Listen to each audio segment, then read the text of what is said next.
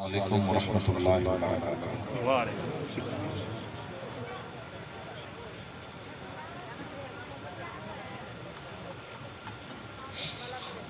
نحمدہ ونصلی ونسلم علی سیدنا و مولانا محمد رسولہ النبی الامین الکریم الرؤوف الرحیم، اما بعد فاعوذ باللہ من الشیطان الرجیم، بسم اللہ الرحمن الرحیم۔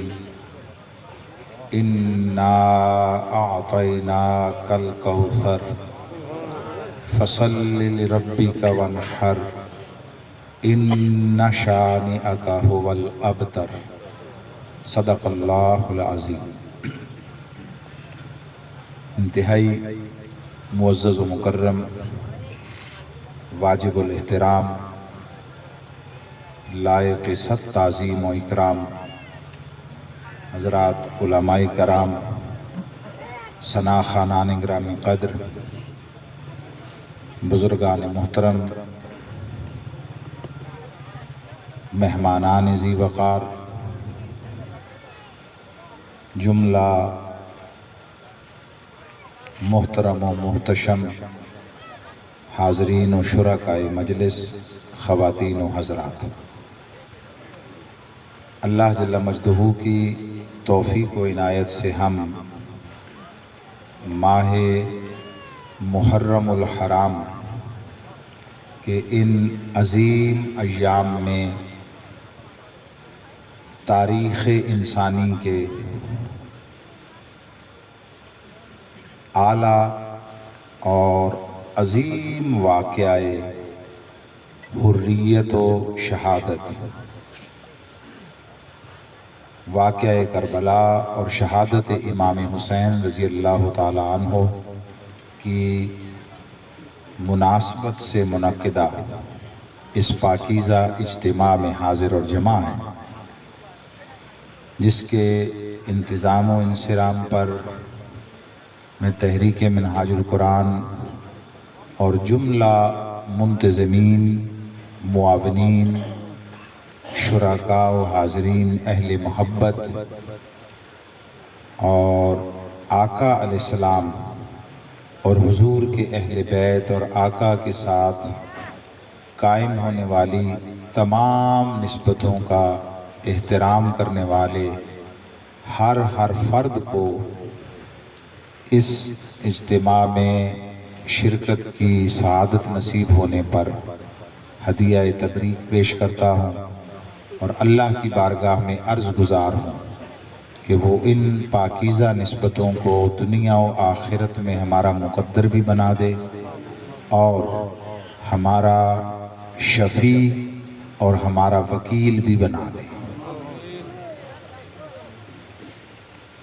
بحمداللہ تعالی عنوان گفتگو کے طور پر سورہ کوثر کی تلاوت کی گئی۔ یہ قرآن مجید کی سب سے مختصر سورت ہے، 3 آیات پر مشتمل ہے۔ اب عام طور پر اس سورہ مبارکہ کو چونکہ آقا علیہ السلام کی فضیلت، حضور پر اللہ رب العزت کے فضل و احسان کے اظہار اور بارگاہ خداوندی میں حضور کی قدر و منزلت کے بیان کے لیے عنوان کے طور پر تلاوت کیا جاتا ہے، اس لیے ممکن ہے بعض یا کچھ احباب کو اس موقع پر اس سورہ مبارکہ کی تلاوت اس سے تھوڑی حیرت ہوئی ہو، مگر یہ قرآن مجید ہے، اللہ کا کلام ہے، اور اس کے ہر کلمے اور ہر لفظ سے ہزارہ مطالب، معانی وہ اس سے پہلے بھی ظاہر ہوتے رہے ہیں اور اس کے بعد بھی قیامت تک ظاہر ہوتے رہیں گے۔ یہ چشمہ نہ کبھی خشک ہوا اور ہو سکتا ہے، نہ کبھی محدود ہوا اور ہو سکتا ہے۔ جب بھی کوئی اس کی طرف رجوع کرے گا اور سائل بن کر آئے گا تو اس کو دامن قرآن سے ہدایت اور معرفت کی خیرات کا نیا سے نیا ظہور نصیب ہوتا رہے گا۔ آپ انشاءاللہ العزیز دیکھیں گے کہ میرا یہ گمان اور میرا یہ خیال کہ جس طرح یہ سورہ مبارکہ آقا علیہ السلام کی عظمت، شرف، فضیلت اور قدر و منزلت کو ظاہر کرتی ہے، اسی طرح اس کا براہ راست تعلق وہ فضیلت اہل بیت اور واقعہ کربلا کے ساتھ بھی ہے، اور ہم انشاءاللہ العزیز اس میں کوئی معنی کھینچ تان کر مروڑ کر نہیں نکالیں گے، براہ راست آپ دیکھیں گے اور اللہ رب العزت انشاءاللہ اس پر شرح صدر عطا فرمائے گا۔ اللہ رب العزت نے ارشاد فرمایا، بسم اللہ الرحمن الرحیم، انا اعطیناک الکوثر، بے شک اے حبیب ہم نے آپ کو کوثر عطا کیا، فصل لربک وانحر، بس اپنے رب کی نماز پڑھیں اور قربانی دیں، ان شانئک ھو الابتر، بے شک آپ کا دشمن وہ بے نام و نشان ہو جائے گا۔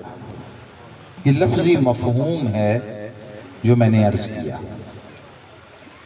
اب جو عام طور پر اس کا شان نزول اور پس منظر بیان کیا جاتا ہے وہ یہ ہے کہ آقا علیہ السلام کے صاحبزادے حضرت ابراہیم رضی اللہ تعالیٰ عنہ کا وصال ہو گیا، اور یہ حضور کی صلبی اولاد میں سے آخری بیٹے یا شہزادے تھے۔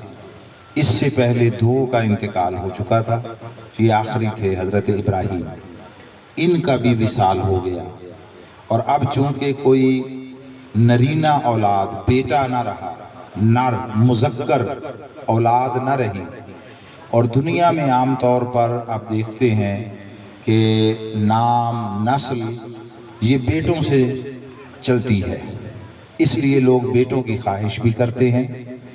تو اب جب حضور علیہ الصلوۃ والتسلیم کے صحن اور آنگن میں کوئی بیٹا نہ رہا تو اس پر کافروں نے اظہار مسرت کیا اور کہا کہ چونکہ بیٹا نہیں رہا، وارث کوئی نہیں ہے، وارث نہیں رہا تو آگے نسل نہیں چلے گی، جب نسل نہیں چلے گی، وارث نہیں رہا تو جو وراثت یہ چھوڑیں گے اور یہ جو دین جس کی بات کرتے ہیں اس کا پیچھے وارث اور محافظ کوئی نہیں ہوگا تو یہ دین بھی مٹ جائے گا۔ لہٰذا پریشانی کی اور زیادہ تردد کی اور فکر مندی کی ضرورت نہیں، یہ کافروں نے ایک دوسرے کو یوں سمجھ لیں کہ ایک دوسرے کے ساتھ خوشی کا مسرت کا اظہار کیا، اس پر اللہ رب العزت نے اپنے محبوب کی دلجوئی کے لیے، اپنے محبوب کی حوصلہ افزائی کے لیے، کافروں کے تانے کے اثر سے بتقاضائے بشری جو آ سکتا تھا اس سے محفوظ رکھنے کے لیے، کافروں کے الزام اور تانے کو رد کرنے کے لیے، ان کے منہ بند کرنے کے لیے، اپنے محبوب کے دین کی ہمیشہ کے لیے بقا کو ظاہر کرنے کے لیے اللہ رب العزت نے حضور پر سورہ کوثر نازل فرمایا۔ اب یہ وہ بات ہے جس سے آپ سب واقف ہیں۔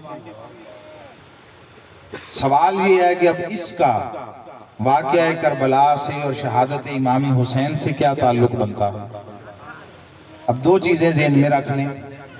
ایک تو یہ کہ یہ جتنا شان نزول اور پس منظر بیان کیا اتنا درست ہے، مگر درست ہے مکمل نہیں ہے، پورا نہیں ہے، یہ ادھورا ہے، ادھورا۔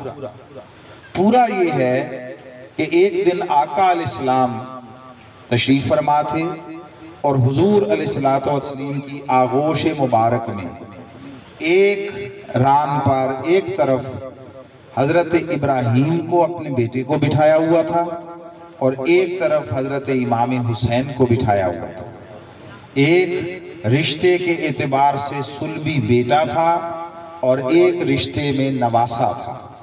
آقا علیہ السلام دونوں کے ساتھ اظہار محبت فرما رہے تھے اور خوشی کا، مسرت کا، شفقت کا اظہار فرما رہے تھے کہ اچانک دیکھا گیا حضور علیہ الصلوۃ والتسلیم کی چشمان مقدسہ سے آنسو بہنے لگے۔ پوچھا گیا یا رسول اللہ صلی اللہ علیہ وسلم، آپ تو اظہار محبت فرما رہے ہیں اور اللہ نے دو شہزادے آپ کی آغوش میں عطا کی ہیں، تو اس موقع پر یہ رونا، یہ آنکھوں سے آنسوؤں کا آنا، اس کا کیا معنی ہے؟ فرمایا ابھی ابھی فرشتہ آیا تھا اللہ کی طرف سے پیغام لے کر، اس نے رب کا سلام پہنچایا اور یہ پیغام مجھے دیا ہے کہ اللہ فرماتا ہے حبیب آپ کی آغوش میں، آپ کی گود میں 2 شہزادے ہیں، 2 شہزادے۔ ہماری مشیت یہ ہے کہ ایک رہے، ایک رہے، یہ ہماری مشیت ہے، اور آپ کی محبوبیت اور ہماری بارگاہ میں قدر و منزلت یہ ہے کہ ہم یہ آپ پر چھوڑتے ہیں، جس کو چاہیں رکھ لیں، جس کو چاہیں لوٹا دیں۔ یہ اوروں کے ساتھ معاملہ نہیں ہوتا، ہماری طرف نہیں بھیجتا ہے کہ 2 ہیں تو 1 رکھ لیں، 4 ہیں تو 3 رکھ لیں، 1 دے دیں، کون سا رکھنا ہے کون سا لوٹانا ہے، نہیں، یہ حضور کے ساتھ شفقت تھی۔ تو آقا علیہ السلام سے پوچھا کہ یا رسول اللہ پھر آپ نے کیا فیصلہ فرمایا؟ حضور علیہ السلام نے ارشاد فرمایا، اب یہ دونوں آقا کے سامنے ہیں، حضور نے فرمایا میں نے دیکھا اور میں نے فیصلہ یہ کیا ہے کہ حسین کو رکھتا ہوں، ابراہیم دیتا ہوں، حسین کو رکھتا ہوں، اس لیے کہ ابراہیم اگر پلٹ کر جائے گا تو یقیناً ایک رنج اور ایک دکھ انسانی زندگی میں ہوتا، مگر ابراہیم دیتا ہوں تو فقط میں روؤں گا، اور اگر حسین دیتا ہوں تو میں تو تب بھی روؤں گا، ساتھ میری فاطمہ بھی روئے۔ تو فاطمہ کی آنکھ میں آنسو آئے، یہ مجھے گوارا نہیں ہے، سو میں حسین پر ابراہیم کو وارتا ہوں، حسین پر وارتا ہوں۔ اس کے 3 دن بعد بخار کے باعث بظاہر ایک اسباب کی دنیا میں ایک سبب اور بہانہ ہے، بخار کے سبب حضرت ابراہیم دنیا سے رخصت ہو گئے، حسین رہ گئے۔ اب یہ ہے اس کا پس منظر اور شان نزول جو میں نے مختصراً بیان کیا۔ اب کافروں نے کہا، میں اگلے مرحلے میں داخل ہو رہا ہوں، کافروں نے کہا کہ صلبی بیٹا نہیں رہا اور وارث کوئی نہیں رہا، اس لیے اس دین کا محافظ کوئی نہیں رہے گا، وارث نہیں رہے گا، دین مٹ جائے گا۔ ان کا طعنا تھا کہ چونکہ وارث نہیں رہا، اولاد بیٹا کوئی نہیں رہا، اس لیے دین مٹ جائے گا، بیٹا گیا ہے حضور کا۔ اب اس کے جواب میں ان کے طعنے کے رد کے طور پر اپنے محبوب کی دلجوئی کے لیے اس نے سورہ کوثر اتاری ہے اور کہا اِنَّا آتَيْنَاكَ الْكَوْثَرَ، حبیب غم نہ کر، ہم نے آپ کو کوثر عطا کر دیا۔ اب اس کا معنی بہت سارے لوگ، کوئی حوض کوثر کر دیتا ہے، کوئی نہر کوثر کر دیتا ہے، اس معنی سے یا اس چیز کی عطا سے انکار نہیں ہے۔ حوض کوثر مصطفیٰ کے قدموں میں ہے، نہر کوثر بلکہ ساری جنتیں جہاں مصطفیٰ قدم رکھ دیں وہاں جنتیں بن جاتی ہیں۔ آپ مدینہ طیبہ جاتے ہیں، مسجد نبوی میں ایک خطہ ہے ریاض الجنہ۔ ریاض الجنہ کیا ہے؟ ریاض الجنہ کی حقیقت کیا ہے؟ ریاض الجنہ کی اصلیت کیا ہے؟ ریاض الجنہ اس ٹکڑے کو کہتے ہیں جہاں آقا अपने हुजरा मुबारक से निकलकर अपने मुसल्ला इमामत तक आते थे, जहां मुस्तफा के कदम तवातुर और कसरत के साथ लगते थे, वो खित्ता जन्नत बन गया। नारे तकबीर, नारे रिसालत, नारे रिसालत, अज़मत हुसैन, अज़मत हुसैन, हुसैनियत, हुसैनियत, हुसैनियत, यजीदियत, यजीदियत, यजीदियत। थोड़ी देर जहाँ तक मेरी आवाज़ जा रही है, ज़ेरे लब दुरूद पाक सब पढ़ सब दुरूद पाक पढ़े।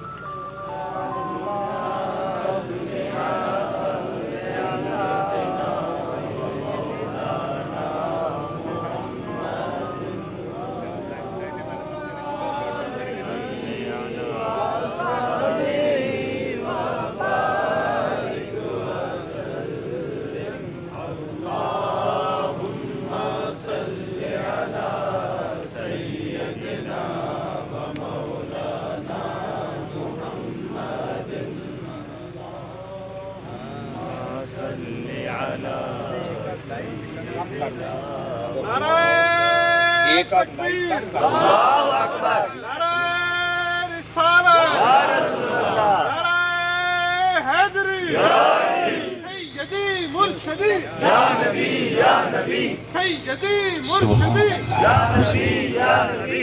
तो अर्ज़ कर रहा था कि अल्लाह रब्बुल इज़्ज़त ने फरमाया, हबीब हमने आपको कौसर अता किया। उसका माना हम निसाब और सिलेबस की किताबों में पढ़ते पढ़ा रहे हैं, सालों से उम्रें गुजर गईं कि हौज़े कौसर अता किया, नहर कौसर अता की। हर चंद के ये सब कुछ अल्लाह ने अज़्र इनायत, शफ़क़त और फ़ज़्ल व एहसान अपने महबूब को अता फरमाया।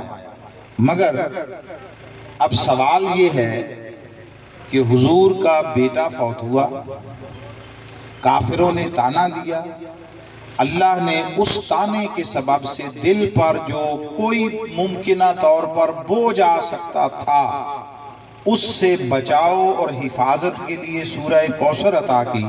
और उसमें अगर ये फरमाया कि हबीब आपको हौज़े कौसर अता किया, नहर कौसर अता की, तो कोई बात जुड़ती है। अच्छा, मैं और वाज़े कर देता हूँ ताकि कोई ये ना कहे कि शायद हौज़े कौसर या नहर कौसर की तहकीर कर रहे हैं। नहीं, हमारे लिए बहुत अजीम है, मगर यही कुरान है। अल्लाह रब्बुल इज़्ज़त ने सूरह रहमान में फरमाया, एक और मुकाम पर भी इस मफ़हूम को बयान किया कि वलिमन खाफ़ा मक़ाम रब्बिही जन्नतान, जो अपने रब के हुजूर खड़ा होने से डरा, जिस पर अपने रब का खौफ तारी हो गया, जिसने खशियत इलाही के बाइस मौका, कुदरत और हिफाजत का माहौल मुयस्सर आने के बावजूद गुनाह को तर्क कर दिया। कोई रोकने वाला, कोई एक आध लाइट कम कर, बोर्ड कम हो गया, लाइट कम ये वाला एक राड रहने दे, पिछले दोनों बेशक बंद कर।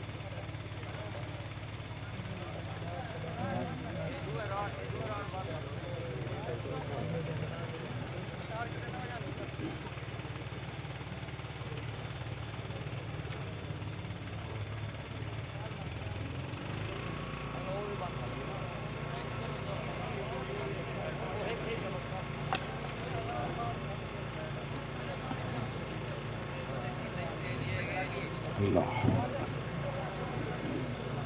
تو فرمایا کہ جو شخص اپنے رب کے حضور کھڑا ہونے سے ڈرا، یعنی گناہ پر جسارت نہ کی، اپنے رب کے خوف میں مبتلا ہوا، گناہ کا موقع، گناہ کی قدرت اور حفاظت کا ماحول نصیب ہونے کے باوجود جس نے گناہ کو چھوڑ دیا، ترک کر دیا، اس کے لیے 2 جنتیں ہیں۔ وَلِمَنْ خَافَ مَقَامَ رَبِّهِ جَنَّتَانِ، 2 جنتیں ہیں۔ میرا بڑا سادہ سا سوال ہے کہ عام امتی، اس میں کوئی متقی کی شرط بھی نہیں ہے، ایمان والا ہو، عام امتی ہو، وہ اللہ کے خوف کے باعث فقط اس سے ڈرتے ہوئے گناہ چھوڑ دے اور اس کے سامنے کھڑا ہونے سے ڈر جائے، تو عام امتی کو 2 جنتیں۔ مصطفیٰ جو صاحب رسالت بھی ہیں اور اللہ کے محبوب بھی ہیں، ان کا بیٹا فوت ہو جائے، کافر تانا دیں، اس تانے کے رد کے لیے، کافروں کو خاموش کروانے کے لیے، اپنے محبوب کی دل جوئی کے لیے، انا، ہم کے ذریعے محل احسان پر، یعنی احسان جتلاتے ہوئے اپنے محبوب کو عطا کرنے کی بات آئے تو جنت کا ایک چھوٹا سا ٹکڑا حوض کوثر عطا کرے گا، حوض کوثر دے گا، نہر کوثر۔ امتیوں کے لیے 2 جنتیں، 2 جنتیں، اور نبی پر احسان کر کے ایک جنت کا چھوٹا سا جز، ٹکڑا حوض کوثر۔ ایمان سے کہیے، اب بتائیں، میرے سوال کا جواب دیں، دونوں میں جوڑ بنتا ہے؟ یہ اس کی شان کو زیب دیتا ہے؟ یہ اس کے حسب حال ہے؟ نہیں۔ کوثر، اس میں حوض کوثر شامل، نہر کوثر شامل، مگر ساری کی ساری جنتیں مل کر بھی کوثر کا مصداق نہیں ہے۔ یہ کوئی ایسی بڑی شے ہونی چاہیے، یہ کوئی ایسی اونچی شے ہونی چاہیے، یہ کوئی ایسی عظیم اور وسیع شے ہونی چاہیے کہ جب اس کی عطا کی بات کی جائے تو مصطفیٰ کا حوصلہ بڑھ جائے، حضور کی دل جوئی ہو، کافروں کے تانے کا رد ہو، اس کا جو ممکنہ بوجھ آ سکتا تھا وہ ختم ہو، کافر شرمندہ ہو، ذلیل و رسوا ہو، خائب و خاسر ہو، مصطفیٰ حضور کی آنکھیں بلند ہو، مصطفیٰ کے غلاموں کا حوصلہ اونچا ہو۔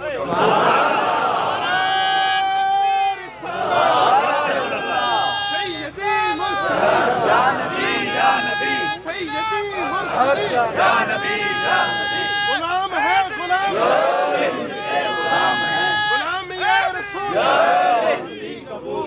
جہان عشق مصطفیٰ، زندگی فضول ہے، نبی کا جو غلام ہے، ہمارا وہ امام ہے، ہمارا وہ امام ہے، نبی کا جو غلام ہے، ڈرائیں گی بھلا کسے یہ راستے کی سختیاں، ہم عظمت رسول کے، ہم عظمت رسول کے، ہم چادر بطول کے، ہم روزہ رسول کے، صداقت صدیق کے، عدالت عمر کے، سخاوت عثمان کے، شجاعت علی کے، شہادت حسین کے، شہادت حسین کے، ہم اولیاء کرام کے، سیدی مرشدی، جزاک اللہ خیرہ، جزاک اللہ، جزاکم اللہ خیرہ۔ تو عرض کر رہا تھا کہ ان دونوں باتوں میں کوئی جوڑ نہیں ہو سکتا، جوڑ بنتا نہیں، اور اس کی بات کبھی بے جوڑ ہو نہیں سکتی، اس کی بات کبھی ایسے نہیں کہ اسی انسان کا کلام نہیں ہے کہ بے رب سی بات ہو جائے، معاذ اللہ، نہیں، یہ رب کا کلام ہے۔ وہ جب کچھ نہیں تھا تب بھی جانتا تھا، جب کچھ نہ رہے گا تب بھی جانتا ہے، ازل سے پہلے کا بھی علم رکھتا ہے، ابد کے بعد کا بھی علم رکھتا ہے۔ تو کوئی ایسی شے ہونی چاہیے کہ جس سے کافروں کو اپنی حماقت کا احساس ہو اور وہ آقا پر اللہ کے لطف و کرم اور فضل و احسان اس کا وہ دیکھیں کہ کس قدر زیادہ ہے تو ان کے منہ بند ہو جائیں، ان کی زبانیں چپ ہو جائیں. تو وہ لازم ہے کہ جس دائرے میں، جس فیلڈ میں ان کا تانا آیا ہے اسی فیلڈ میں جواب دیا. اب مثلا میں ایک مثال دیتا ہوں. کوئی شخص، اس کا اکلوتا بیٹا فوت ہو جائے، اکلوتا بیٹا، اور وہ بہت امیر شخص ہو، اس کی بہت ساری زمینیں، مربع ہوں، اس کی ٹرانسپورٹ کمپنی چلتی ہو، اس کی 10-20 ملیں ہیں. اب اس کے پاس کوئی شخص اس کے بیٹے کے فوت ہو جانے کے بعد، جو اکلوتا بیٹا تھا، جائے اور اسے کہے کہ بھئی آپ کیوں روتے ہیں، پریشان نہ ہوں، بیٹا فوت ہو گیا تو کیا آپ کے 4 مربع تو زمین کے ہیں. تو یہ بات اسے بولیے بھائے گی، وہ اسے اچھا جانے گا. آپ کیوں روتے ہیں، کیوں پریشان ہوتے ہیں، اداس کیوں ہیں، کیوں غمگین ہیں، آپ کی تو 100 بسیں چلتی ہیں. اس بات کو کوئی شخص قبول کرے گا؟ نہیں کرے گا. تو اللہ رب العزت نے فرمایا حبیب ان کافروں کے تانے کا اثر نہیں لینا. اِنَّا آتَيْنَاكَ الْكَوْثَرَ، ہم نے آپ کو کوثر جو عطا کیا.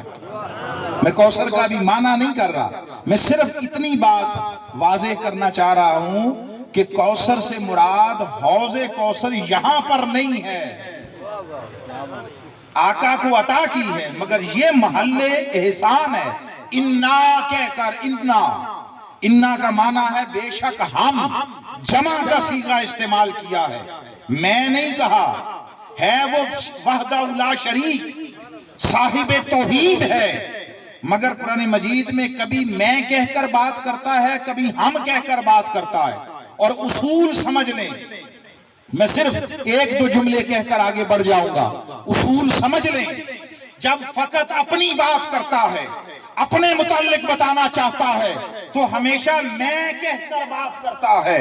انی انا اللہ رب العالمین، بے شک میں اور صرف میں ہی سارے جہانوں کا رب ہوں.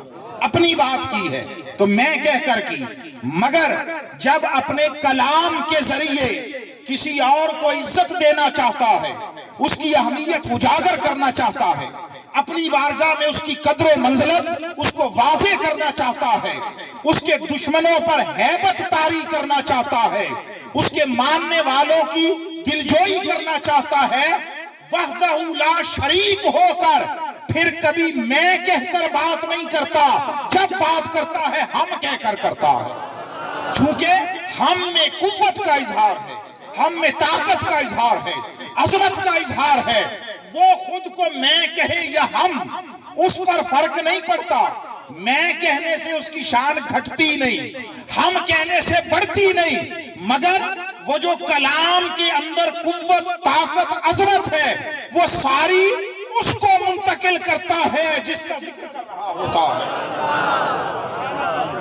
اس نے قرآن اتارا، اس کا کلام ہے. وہ جانتا تھا اس قرآن کو مٹانے کی کوشش کرنے والے، اس قرآن میں تحریف کرنے والے، اس قرآن میں ترمیم کرنے والے، اس کو ختم کرنے کی خواہش اور کاوش کرنے والے ہوں گے. تو اس نے اس قرآن کی حقانیت، اس کی دائمیت، اس کی ابدیت اور اس کا ناقابل ترمیم، ناقابل تنسیخ اور ناقابل تبدیل ہونا بیان کیا. اور دشمنان قرآن پر ہیبت طاری کرنے کے لیے اعلان فرمایا اِنَّا نَحْنُ نَزَّلْنَا الذِّكْرَ وَإِنَّا لَهُ لَحَافِظُونَ. فرمایا قرآن نازل کیا، نہیں فرمایا میں نے، فرمایا ہم نے قرآن نازل کیا، تاکہ دشمنان قرآن مرعوب ہو جائیں، ہیبت زدہ ہو جائیں، روب طاری ہو اور کوئی جرأت نہ کر سکے اس قرآن کی طرف انگلی اٹھانے. آپ سمجھے یہ بات؟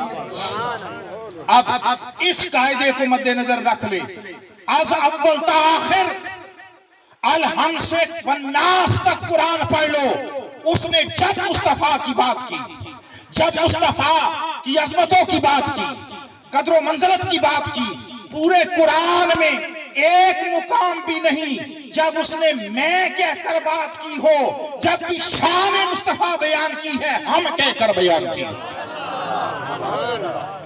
وَمَا أَرْسَلْنَاكَ إِلَّا رَحْمَةً لِلْعَالَمِينَ، سارے جہانوں کے لیے رحمت بنا کر بھیجا کس نے؟ نہیں فرمایا میں نے، فرمایا ہم نے۔ وَرَفَعْنَا لَكَ ذِكْرَكَ، سوڑیاں تیری خاطر تیرے ذکر کو بلند کر دیا کس نے؟ نہیں فرمایا میں نے، فرمایا ہم نے۔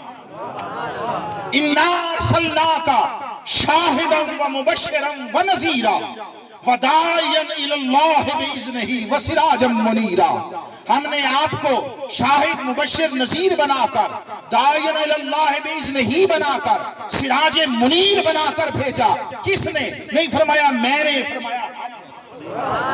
اب بات سمجھ گئے؟ اب وہی اسلوب ہے۔ اب دشمنان مصطفیٰ پر جو تانا دیتے تھے بے اولاد ہو گئے، بے نشان ہو جائیں گے معاذ اللہ، ان کا نام و نشان مٹ جائے گا، نسل ختم ہو جائے گی، ان دشمنان مصطفیٰ پر روح ہیبت طاری کرنے کے لیے اب کلام کا اجرا فرمایا تو نہیں فرمایا میں نے، فرمایا اِنَّا آتَيْنَاكَ الْكَوْثَرَ، سوڑیاں ہم نے آپ کو کوثر عطا کیا ہے، تاکہ دشمنان لرز جائیں، ماننے والوں کے حوصلے بڑھ جائیں۔ مگر اب کوثر ہے کیا؟ کوثر ہے کیا؟ کوثر اس مقام پر نہر کوثر نہیں، حوض کوثر نہیں، ساری جنتیں نہیں، ساری جنتیں بھی نہیں ہیں، ساری دنیا نہیں ہے، اللہ کی ساری باقی نعمتیں نہیں ہیں۔ انہوں نے تانا دیا کہ ان کی نسل ختم ہو جائے گی، فرمایا اِنَّا آتَيْنَاكَ الْكَوْثَرَ، سوڑیاں جھوٹ بولتے ہیں، بکواس کرتے ہیں، یہ اپنی حماقت کے صحرا میں بھٹک رہے ہیں۔ میں رب ہو کر اعلان کرتا ہوں، یہ کہتے ہیں تیری نسل مٹ جائے گی، تیری نسل اتنی کثرت سے پھیلے گی روئے زمین پر، کسی کی نسل اتنی نہ بھلے بڑھے گی جتنی تیری نسل پھیلے گی۔ لیکن سوال یہ ہے وہ نسل آئے گی کہاں سے؟ اولاد آئے گی کہاں سے؟ بیٹے سے ہونی تھی، بیٹا ہی تو فوت ہو گیا آخر، بات سمجھ رہے ہیں نا؟ اب آئیے، اس نے فرمایا حبیب میں نے آپ کو ہر اعتبار سے سب سے منفرد بنایا، سب سے اچھوتا بنایا، سب سے یگانہ بنایا، نہ کوئی تیرے جیسا بنایا، نہ تجھے کسی جیسا بنایا۔ تیرے جیسا تو نبی کوئی نہیں ہے، نہ تو کسی نبی جیسا ہے۔ اگر کبھی ربیع الاول میں آئے تو اس پر بات کریں گے۔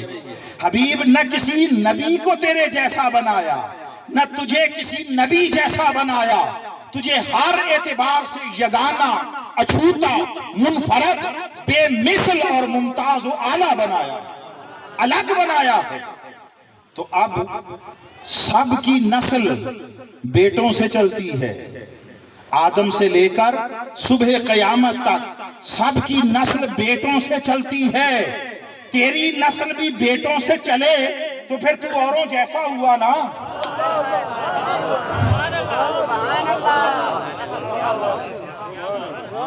سب کی نسل بیٹوں سے چلتی ہے، تیری بھی بیٹے سے چلے، بیٹوں سے چلے تو پھر اوروں جیسا ہوا نا۔ تجھے تو سب سے جدا گانا رکھا ہے، تجھے سب سے یکتا و بے مثال بنایا ہے۔ آدم سے لے کر قیامت تک سب کی نسل بیٹوں سے چلی ہے، مگر اے یکتا و یگانہ محبوب تو واحد ہے جس کی نسل بیٹے سے نہیں بیٹی سے چلے گی۔ بیٹی سے چلے گی۔ یہ آقا علیہ السلام کے بے شمار فرمودات کی روشنی میں کہہ رہا ہوں، یہ محض ایسے ہی جذبات میں کیا گیا استدلال نہیں ہے، میں اس کا ہلکا سا ریفرنس دے دوں گا، رہوں گا قرآن پر۔ تو فرمایا حبیب تیری نسل بیٹی سے چلے گی، اب جوڑ رہا ہوں، اب کوثر کا معنی کرنے لگا ہوں۔ فرمایا حبیب یہ کہتے ہیں تیری نسل ختم ہو جائے گی، تو بے نام و نشاں ہو جائے گا، تیرے دین کا کوئی وارث نہ رہے گا۔ حبیب یہ جھوٹ بولتے ہیں، میں اعلان کرتا ہوں تیری نسل نہیں مٹے گی۔ کیوں؟ اِنَّا آتَيْنَاكَ الْكَوْثَرَ، ہم نے فروغ نسل کے لیے تجھے فاطمہ جو عطا کی ہے۔ مصداق کوثر وجود فاطمہ ہے، وجود فاطمہ ہے۔ سونیا تجھے ہم نے فاطمہ عطا کی ہے، تیری نسل کیسے مٹ جائے گی؟ تو کیسے بے نام و نشاں ہو جائے گا؟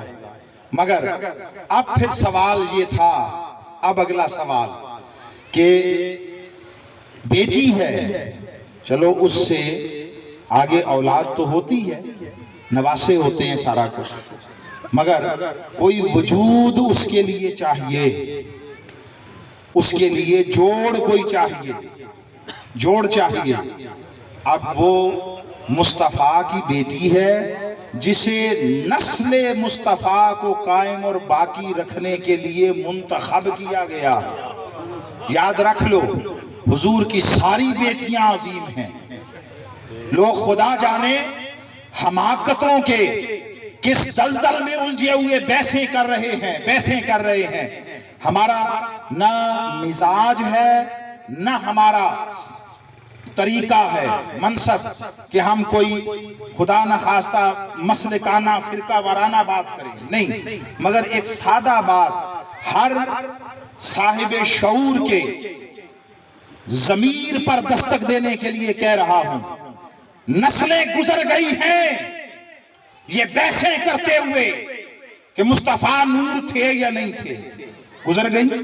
اس پر دنگے فساد، اس پر جھگڑے، اس پر قتل و مقاتلے، سب کچھ ہوتا رہا، اور ملا نے پیٹ کے دھندے کے لیے لوگوں کی اولادوں کو مروایا ہے۔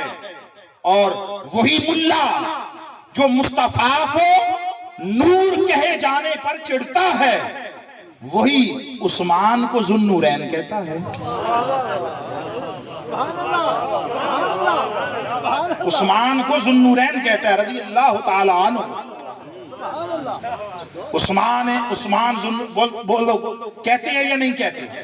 ببانگے دوہل کہتے ہیں، اور میں کوئی 2 مرتبہ کہے میں 100 مرتبہ کہتا ہوں، اس میں تو اختلاف کی گنجائش نہیں۔ سوال یہ ہے حضرت ملا سے، عثمان 2 نوروں والے کیسے ہیں؟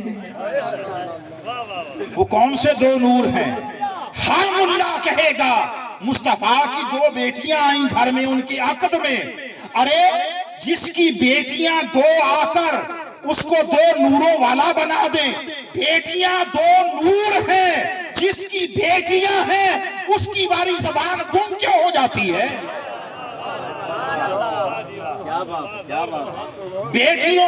بیٹیوں کا شرف ہے کیا؟ یہی شرف ہے نا، مصطفیٰ کی بیٹیاں ہیں۔ کمال ہے مصطفیٰ کی بیٹیاں نور ہیں اور مصطفیٰ کے نور پر مناظرے ہیں۔ میں عمرے کے لیے گیا تو ایسے ہی وہ جبل نور جس پر وہ غار حرا ہے، ادھر چلے گئے، نیچے کھڑے تھے، ساتھ اہل خانہ خواتین بھی تھی، تو اوپر نہیں جا سکتے، تو نیچے کھڑے عقیدت و محبت سے دیکھ رہے، تو کسی نے کہا کیا ہے ادھر، اس میں کیا ہے، اوپر جانے کا کیا فائدہ؟ تو ہم نے ایسے ہی سادگی میں بھول پن میں پوچھا، میں نے کہا نہیں ہم دیکھ رہے ہیں یہ پہاڑ کون سا پہاڑ ہے؟ اس نے فوراً کہا جبل نور۔ جو لوگ عمرہ کر کے آئے ہیں واقف ہیں نا اس بات سے، مکہ میں کھڑے ہو کر کہیں پوچھو جبل نور کدھر ہے تو کوئی نہیں کہے گا کہ جبل نور نہیں ہے، ہر کوئی کہے گا وہ ہے جبل نور۔ تو ہم نے پوچھا اس پہاڑ کا نام کیا؟ کہا جبل نور۔ ہم نے پوچھا کیا ہوا، اس میں سے رات کو لائٹ نکلتی ہے، اس کے پتھروں سے روشنی نکلتی ہے؟ نہیں ایسا نہیں ہے۔ میں نے کہا پھر کیوں کہتے ہیں جبل نور؟ آپ کو نہیں پتا؟ میں نے کہا نہیں آپ فرما دیجیے، ہم تو اجمی لوگ، آپ عربی ہیں، دین یہاں سے نکلا ہے، پھوٹا ہے دین کا چشمہ، آپ فرما دیں، ہم تو دین کی خیرات لینا چاہتے ہیں۔ اس نے کہا یہاں پر وہ جو اوپر غار ہے اس میں رسول اللہ صلی اللہ علیہ وسلم بیٹھے تھے، تو قرآن کی پہلی وحی اتری تھی، یہاں سے نزول وحی کی ابتدا ہوئی تھی، اس لیے اسے جبل نور